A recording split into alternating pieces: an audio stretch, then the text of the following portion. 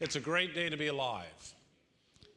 We came here today, all the speakers, and I particularly came here today to tell a story of the last 21 months, to tell a story of hope and change, to talk about the need to be in the focus of real reform.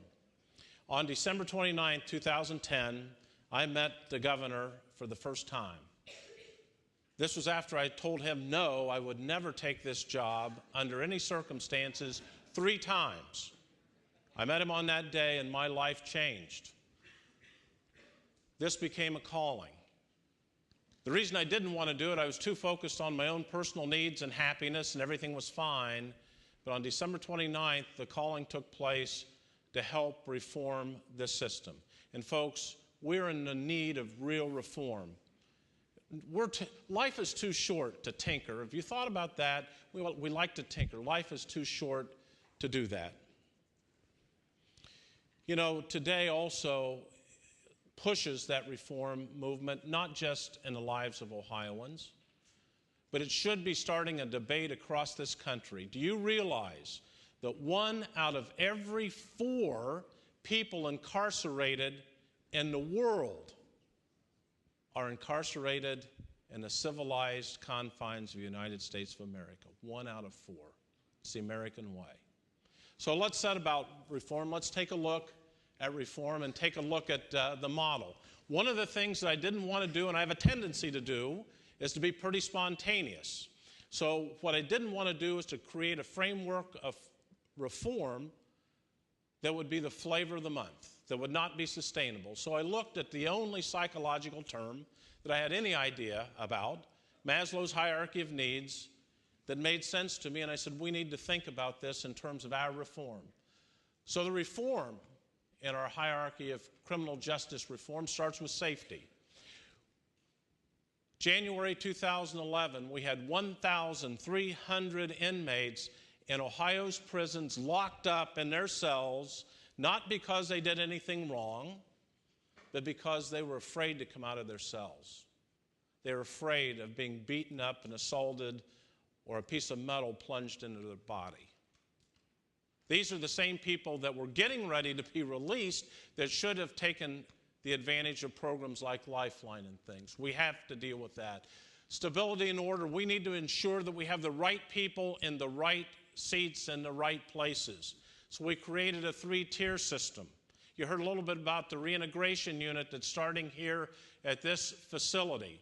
We're starting 6 of these around the system, and hopefully within 60 days we'll have 1,500 inmates in a center where they will be working 8 hours a day in meaningful work and program and bringing private sector companies in to help interview them and prepare them for a job, and bringing reentry coalitions into our prisons so that no one is ever released from Ohio's prisons without having face-to-face contact with someone they'll be working with on the street.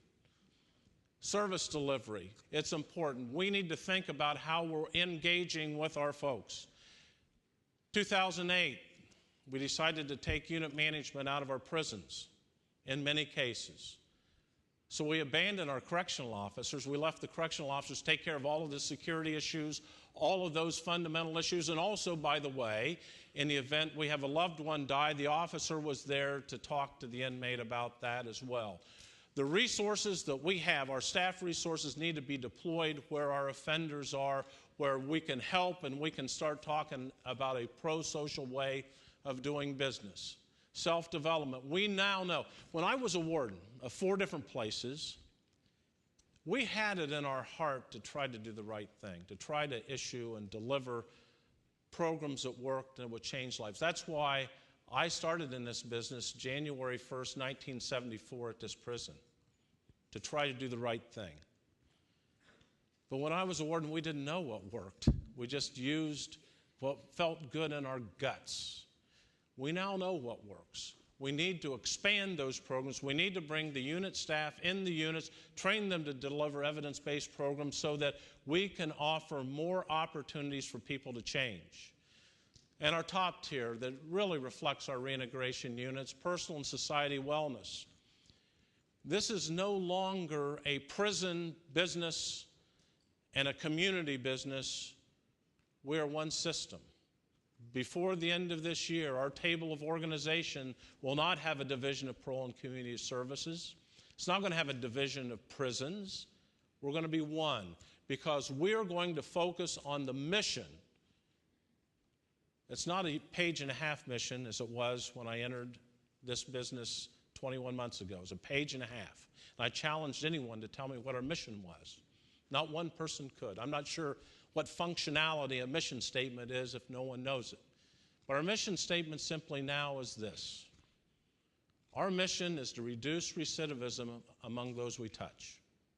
And that means a great deal.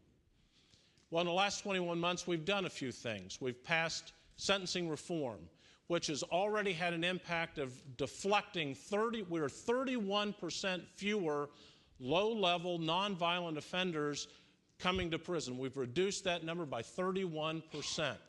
Our count is now lower than it's been since 2007. And the neat thing, in a way, is that we have yet to start really releasing and reducing people's sentence. The 80% in the judicial release have not really taken hold yet. We have a great opportunity and a great future as we move forward. We take a look also at some things that we have done, bringing unit management back, taking a look at programs, taking a look at our three-tier system, dissolving the lines between community and prisons, bringing reentry coalitions so that every county can be represented by a group of people that care about the return of folks. But let me tell you, as we look into the future, something that is concerning, and I'm going to say something that people probably are not going to like well. But let me start you with a question. If I were to ask this group of people today, what percent of those released from prisons, from Ohio's prisons 3 years ago, have returned to prison? I guess it's a rhetorical question. I'm not hearing any responses. Let me tell you the scary subject of this, or the response to this. I ask every new employee that comes to work for our agency, every one, I ask them that question. Of those people released from prison 3 years ago, what percent has come back? The most frequent answers range from 60 to 70 to 80%. Now, these are people on the very first day of starting a career to work in our system. The truth is, and you know it, the truth is that only 31.2% of the people released from prison came back in the last 3 years. A better way to say that is 68.8% of the people have not come back, and after 3 years, the rate of coming back is reduced significantly. We have a story of success. We have people whose hearts are committed to turning this around, both inmates and offenders and staff. But think about this. Think about those new employees getting ready to embark upon a career journey who believe that a majority of our people, our offenders, are going to return to prison in 3 years. Now, if they believe that, how do they interact with people? Are they concerned about delivering programs to folks? Because most of them are going to fail anyway. This, folks, is an important issue for our society. We need to understand that people can change and people are changing. Through the spirit of the men in blue here and through the spirit of our staff.